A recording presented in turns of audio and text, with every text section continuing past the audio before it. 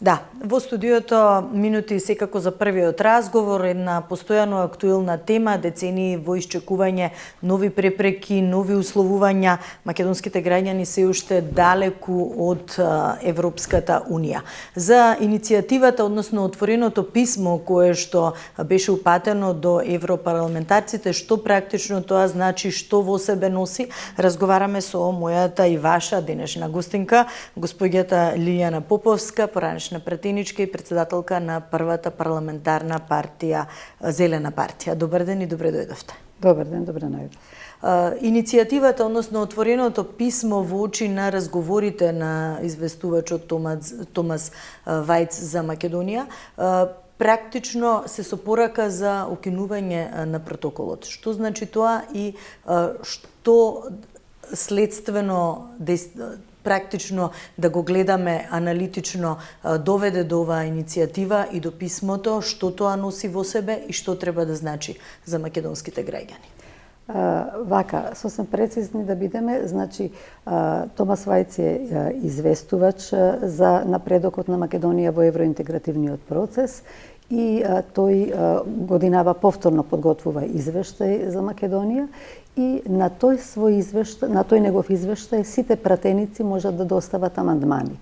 И тој има доставено амандман на целиот извештај со кој што бара Европскиот парламент да се согласи, да изгласа дека Советот на Европската Унија, неговата правна служба, има обврска да даде стручно толкување каква е поврзаноста, правната поврзаност и обврска за исполнување на протоколот, вториот протокол од меѓудржавниот договор за пријателство помеѓу Македонија и Бугарија со преговарачката рамка. Значи, поврзаноста на протоколот со преговарачката рамка, со оглед на тоа што има контроверзии околу тој протокол, укажува на тоа дека тој протокол, за него е поведена уставна иницијатива во Македонија, која што е прифатена за разгледување, се очекува разврска, и како Европскиот парламент во сето тоа да се постави практично како да проценат каков е правниот статус на протоколот за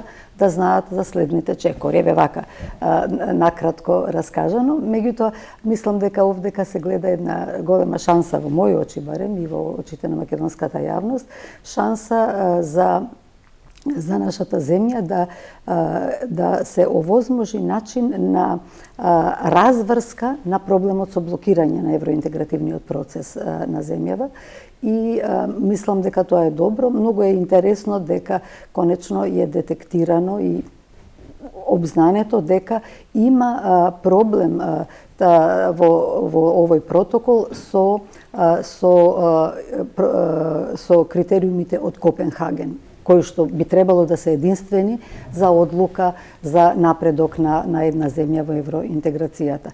Така што во ова расправа на Европскиот парламент и посебно во овој амандман на господинот Вајц, јас видов една можност дополнително да придонесам како поединец сега, сосем индивидуално, како граѓанин на Македонија, да придонесам во осветлување на проблемите што овој втор протокол ги наметнува на Македонија во евроинтеграцијскиот процес и не само во евроинтеграцијскиот, едноставно во нашето меѓународно постоење и битисување, и да им укажам на европратениците како тоа изгледа низ очите на еден македонец и македонски граѓанин. Значи, ова е исто така, објаснувам дека ова е продолжение на мојата лична борба. Јас цел живот во периодот додека сум била активна во политиката како пратеничка, подпредседател на собрание, заменик министер за развој,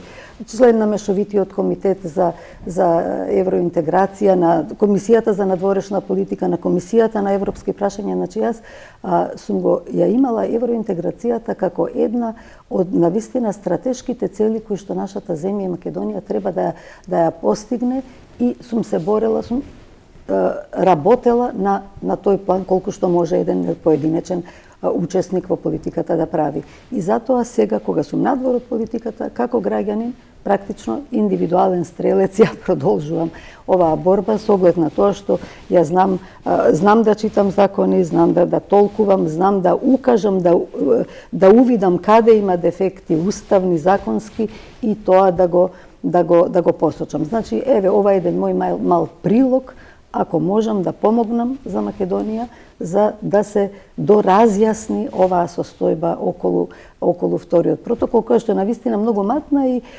европските пратеници си имаат многу задачи, многу полиња, имаат многу држави се тие кои мора многу прашања и внатрешни и надворешни геостратешки да решаваат, така што веројатно немаат време сами да земат да длабат што се проблемите, па на некој начин еве вака да им олесниме. Да. Тука се намитнува и прашањето, пред да би сакала малку ќе ни кажете и во детали околу сите сегменти што претходно ги споменавте, меѓутоа се поставува и правно прашањето дали во однос на меѓународното право овој протокол може да се поништи во склад со меѓународното право. Да, апсолутно, посебно водев сметка во иницијативата, во уставната иницијатива што ја поднесов, да не биде тоа само некоја фантазмагорична желба моја или наша, туку да биде нешто што е сосем реално. Тоа сите овие предлози и предлогот за укинување и поништување на протоколот се базираат врз меѓународното право и врз Виенската конвенција за договори, каде што има членови со кои што се утврдува точно дека тој може да се, било кој договор може да се поништи во случај кога ја нарушува императивната норма, значи некои меѓународни стандарди каде што се задира онаму каде што не би требало во сувереноста на одредена држава, тоа е така наречен jus cogens, и исто така има можност да се раскине во случај кога е невозможно да се исполни. А во овој случај со вториот протокол со Бугарија, практично и двата услова од Виенската конвенција се исполнети. И прекршен е jus cogens и постои невозможност за исполнување, и исто така има пак други членови, други два члена, каде што се утврдува начинот, зависно од политичко-правните одлуки и разврски во одредени спорови, дали договор би се прекинал целосно и би се поништил, или евентуално би се внесле одредени измени каде што е очигледна некоја грешка. Значи, самото тоа што во Виенската конвенција постојат вакви членови и можности за раскинување на договор на официјален начин со укажување на грешки и дефекти кои што се случиле намерно или ненамерно, не е ни важно тоа, во одреден договор, луѓе се во прашање, секаде служби, луѓе, динамика на работи, политички интереси и така натаму. Но и како што рековте, не може толку длабенски сите да се вовлекуваат. Значи, самото тоа што во една таква значајна значајен документ како што е Виенската конвенција за договори, значи постојат механизми како да се раскинат или поправат и видоизменат одредени меѓународни договори, укажува дека тоа е возможно и во случајот со нашиот договор, односно со нашиот протокол на договорот за пријателство помеѓу Македонија и Бугарија, бидејќи самиот договор е практично има општи фрази вообичаени за договор за пријателство, кои што сами по себе не можат да произведат дејство негативно. И затоа всушност бугарската страна инсистирала и по 7 години издействувала еве ваков еден протокол кој што навистина дефинитивно има многу штетни последици, доколку би се пробало некако да се реализира, иако сметам дека е тоа сосем невозможно, бидејќи наметнува обврски кои што значат целосна денационализација на македонскиот народ и држава, и тоа е буквално невозможно. Се предвидува некој вид мерки за превоспитување на македонците како да се чувствуваат, дека всушност не се македонци, туку се бугари, дека немаат своја историја, немаат своја меморија колективна и така натаму, и се бара една строга цензура на се што ќе се печати, ќе се изјавува, ќе се зборува на целиот наратив, на целото наше живење и духовно живење и мислење практично на македонецот и македонските граѓани, што е апсолутно една невозможна мисија, и мислам дека тоа е на патот да се укаже, да се покаже и правно да се разврзе. Зашто целта всушност на мојата уставна иницијатива беше да помогнам да се создаде една поинаква правна ситуација по која што понатаму мора и политички да се реагира. Јас не сум во политика, немам моќ и можност да делувам политички, но можам како граѓанин да укажам каде има дефекти во политичките дејствувања за да се создаде, како што велам, нова правна ситуација. А многу е важно, нели, да се детектира и да се анализира, имајќи во предвид дека, нели, толкувањето на законите и оние што се пропусти лесно може да се пронедат, а се работи на вистина за едно 3-децениско блокирање и една неправедна ситуација во која што сме ставени. Имено известувачот Вајц, мислам конкретно, нели, имаше прашање до Брисел дали практично е задолжителен услов или не за нашата држава. Меѓутоа, може ли, еве, госпоѓа Лиле, да споменеме што практично представува овој протокол и каде се клучните недоследности кои што ги детектиравте? Вториот протокол е барам поништување уставно, правно, затоа што има 7 вида правни прекршувања, од кои 5 прекршувања се од чисто правничка природа, а 2 се и од правничка, меѓутоа исто така и од политичка природа. Значи, вториот протокол од една страна беше нетранспарентно донесен, со што се прекршен една серија членови од Законот за договарање и ратификација на меѓународни договори. Инаку само да спомнам дека севкупно со овие 7 прекршувања, правни прекршувања во протоколот, се ги докажувам и ги покажувам преку конкретни прекршувања на 14 членови од Законот за ратификација, за преговарање и ратификација и потпишување на меѓународни договори, 2 члена од Законот за надворешни работи и 3 члена од Уставот, од кои што во тие 3 члена е и членот 8 со темелните вредности на Уставот. Може би било добро само да ги цитирам како алинеи. Во членот 8 од Уставот, во темелните вредности на уставниот поредок на Република Македонија се во првата алинеја, основните слободи и права на човекот и граѓанинот признати во меѓународното право и утврдени со Уставот. Втора алинеја, слободното изразување на националната припадност и 11-та алинеја, почитување на општо прифатените норми на меѓународното право. Така што, значи, сите тие 3 и во уставната иницијатива детално ги разработувам по која основа и поради што се прекршени.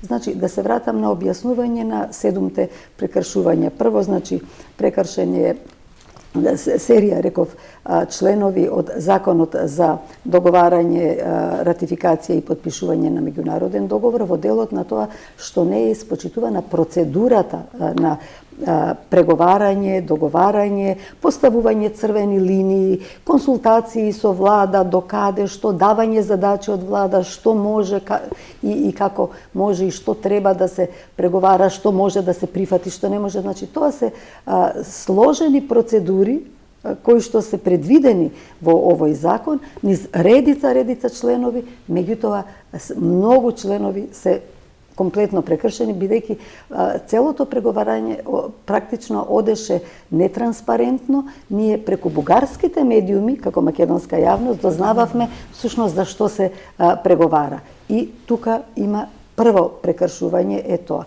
Второ прекршување е дека протоколот не помина ратификација во собрание.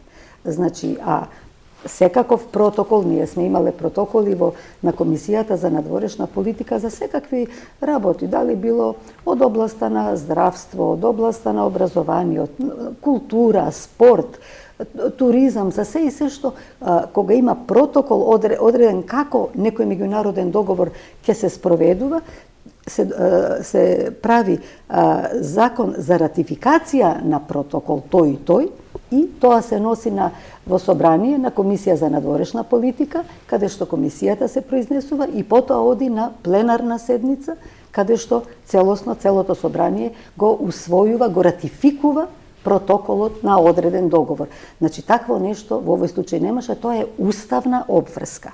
И затоа самото тоа да беше, веќе го прави протоколот правно ништовен. И мојата прва реакција со прва колумна пред неколку години, кога реагирав, веднаш реков, луѓе, протоколов не е правно ништовен затоа што не е ни ратификуван во собрание.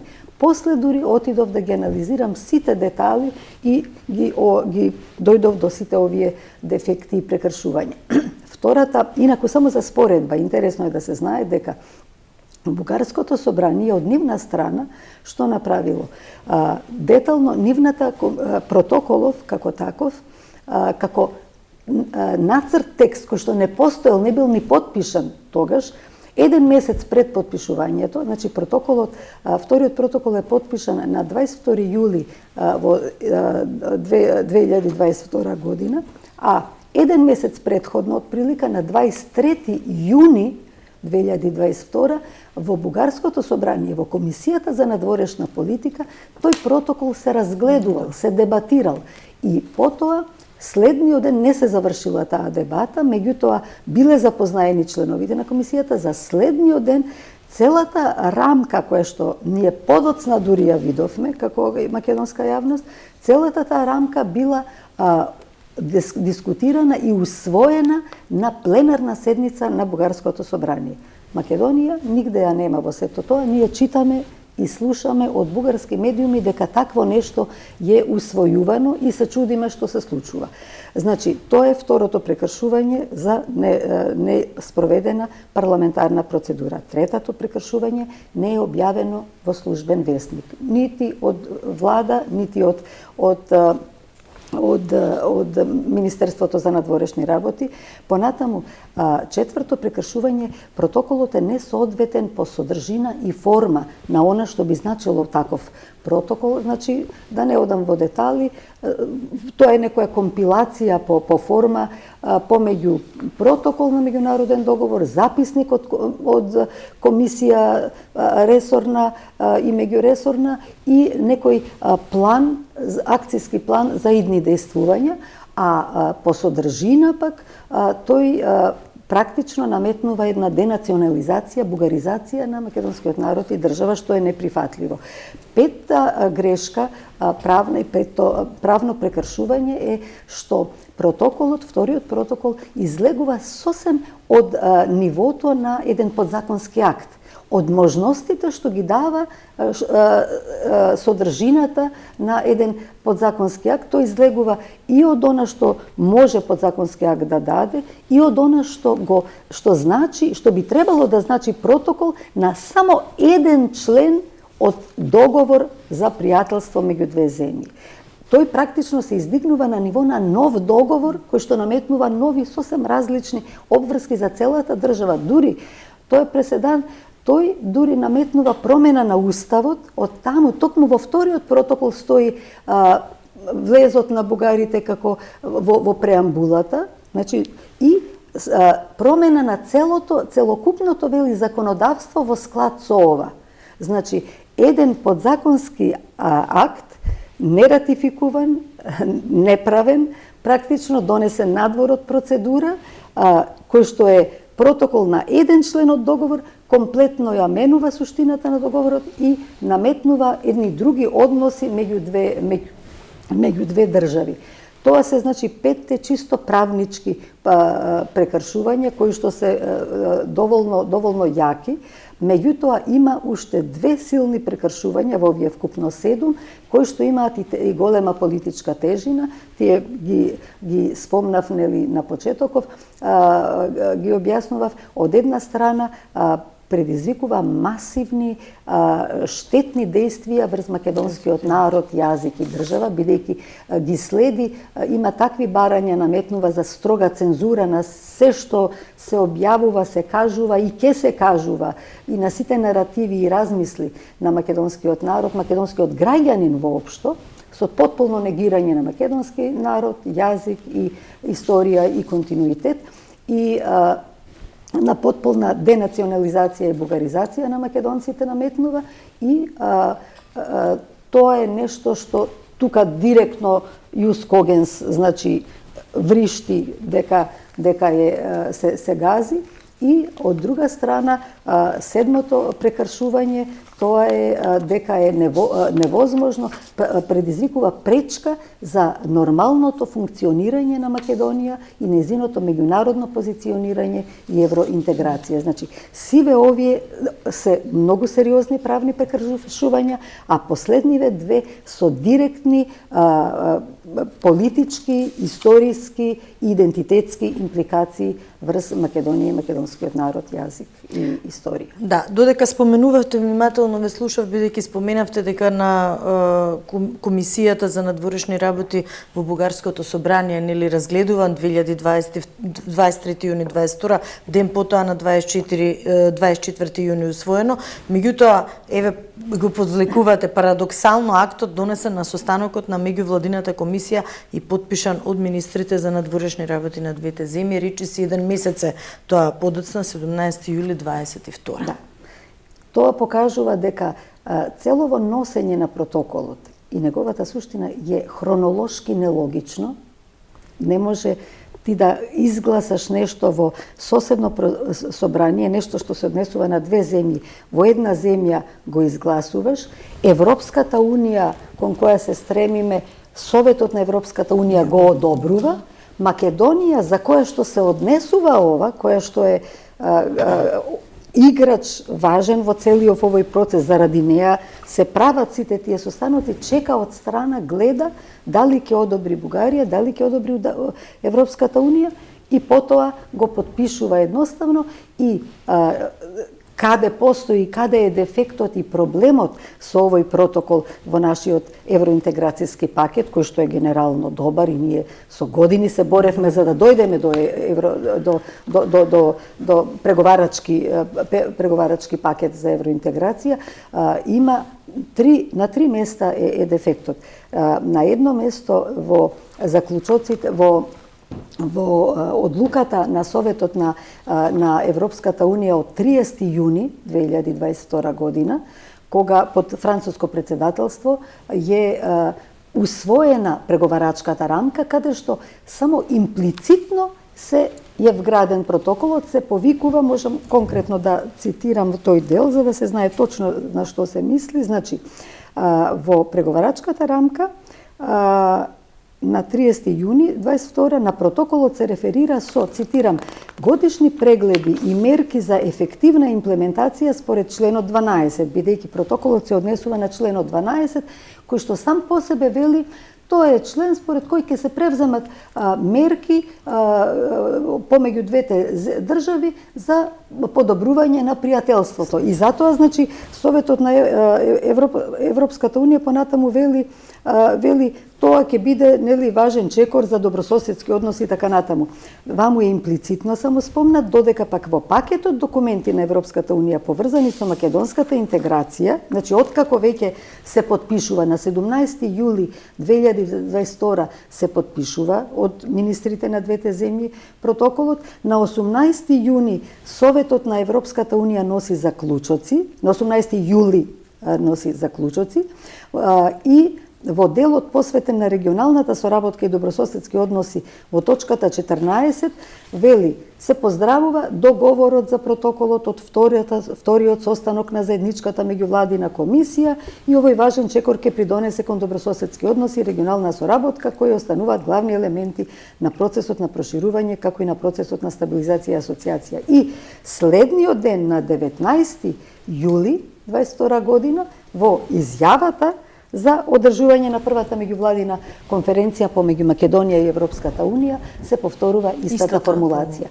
Значи, целиот тој пакет евроинтегративен, значи има три дела, има основни одлука на Советот на ЕУ, каде што имплицитно се наговестува мерките од членот 12, а подоцна во заклучоците и во изјавата експлицитно се наведува протоколот. Значи, има, знаете, постојат различни варијанти на излез од сево ова. Политиката и правото имаат начини, правото си има Виенска конвенција, ги има Копенхагенските критериуми, ги има стандардите и принципите на Европската унија пред се, кои што се базираат на толеранција, меѓусебно почитување, недискриминација. И ако сите тие пакети се разгледуваат како што треба, овој протокол според мене би требало како еден дефектен дел во една добра преговарачка рамка да се извлече, да се детектира дека е ништовен, правно невалиден и преговарачката рамка со некоја мала модификација, дали со друг легален, легитимен протокол или како, или едноставно прескокнувајќи го, бидејќи има потполно невозможни барања и штетни, едноставно да се продолжи процесот на евроинтеграција, односно да започне како што треба. Да започне и понатаму да се продолжи. Тоа е тоа. Иницијативата до Уставниот суд е прифатена за разгледување.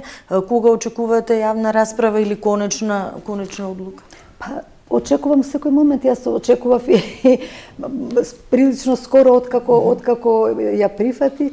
Гледам дека се поминати и некои точки кои што се дојдени, некои иницијативи по мојата иницијатива, така што не знам зошто се одложува, но тука немам одговор, останува да ја чекаме институцијата да одлучи. Така, по извештајот на европратеникот Томас Вајц се отвори оваа дилема генерално дали Брисел ќе помогне Македонија да го продолжи патот кон ЕУ, имајќи во предвид дека неколку пати беше посочено дека уставните измени остануваат клучната домашна задача што треба да ја направиме.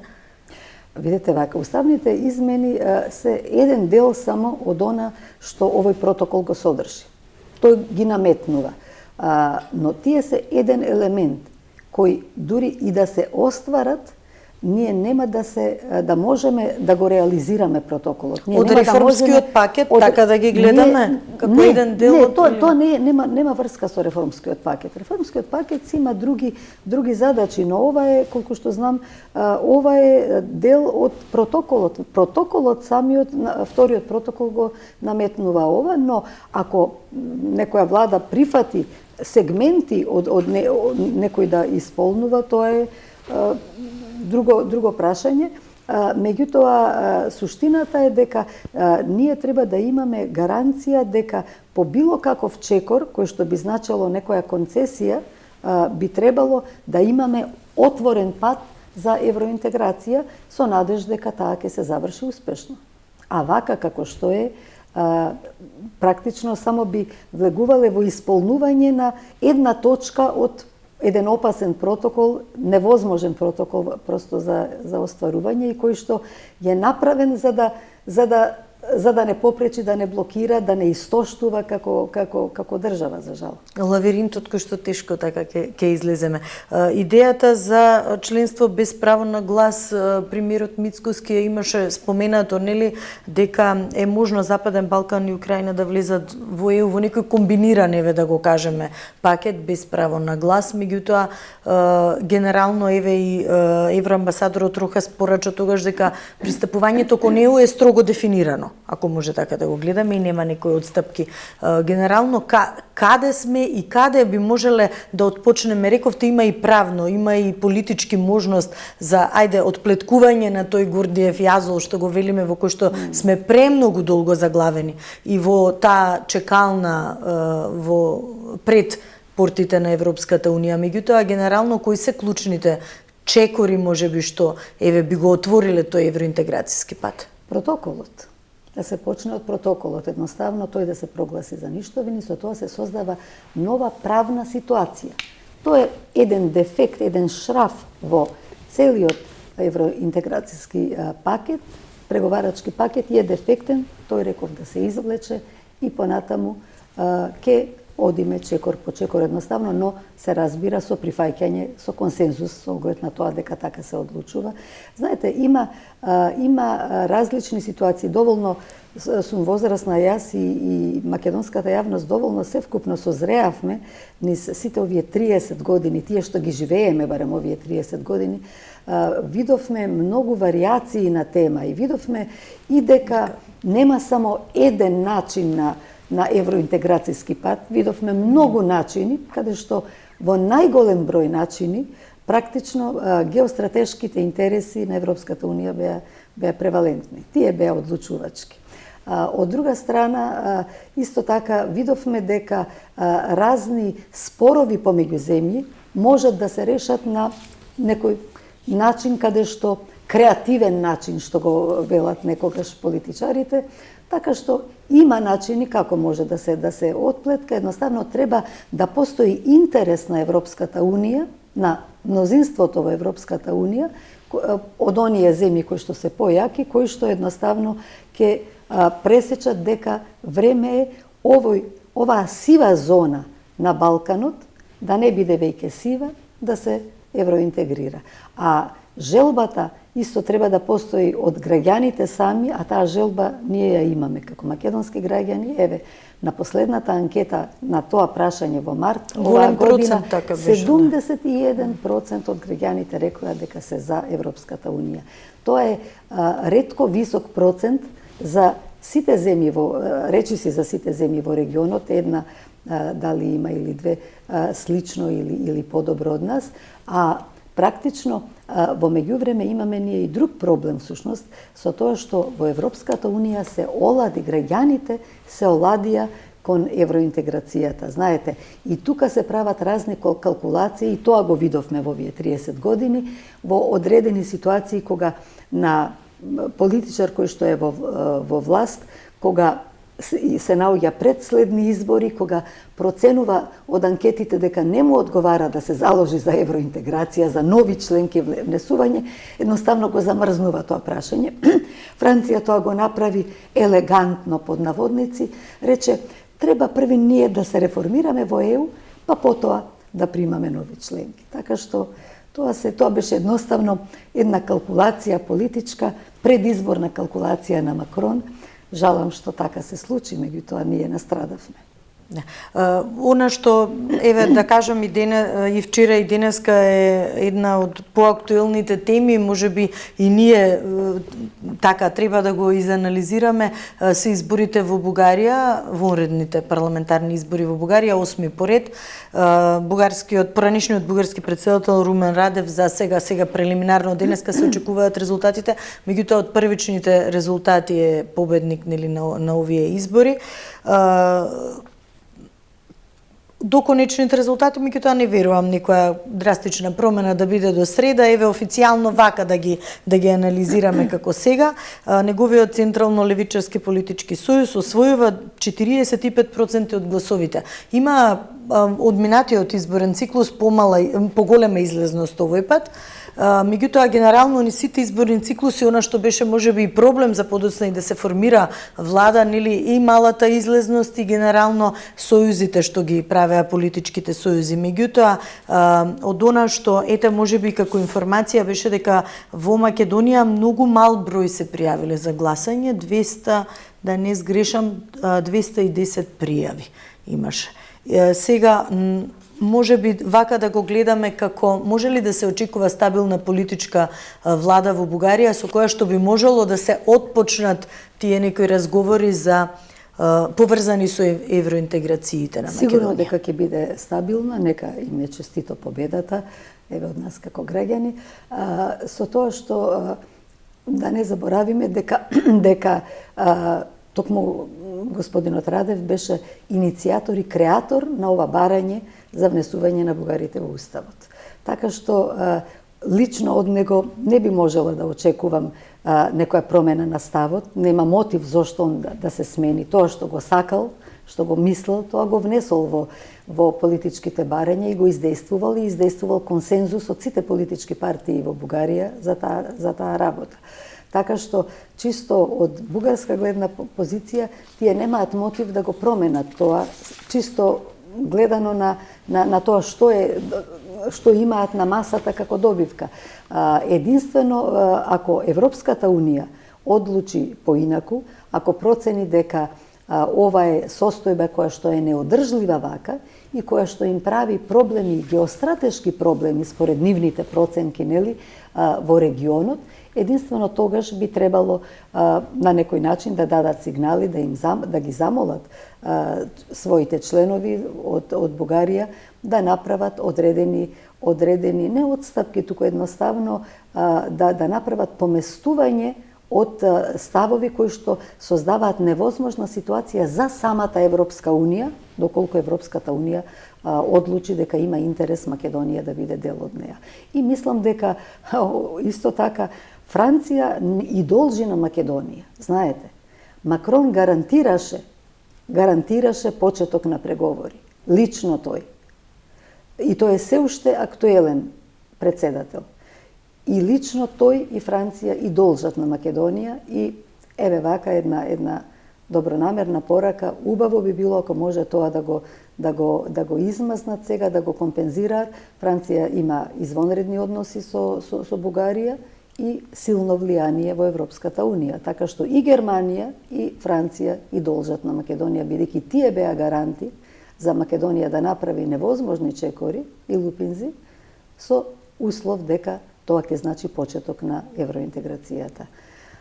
Од големите земји главно зависи како ќе се развиваат работите, меѓутоа сите се играчи, знаете, математички гледано, јас инженерски би можела да кажам, има разни вектори на површината, некои се поголеми вектори, некои се помали, меѓутоа резултантата влијае и од поголемите и од помалите. Таа е меѓу се насочува зависно од тоа каде колку помали или поголеми ќе тегнат на која страна. Така што секоја држава е вектор, не треба да се потцени, но големите држави како големи вектори можат многу полесно и многу посилно да ги поместат работите.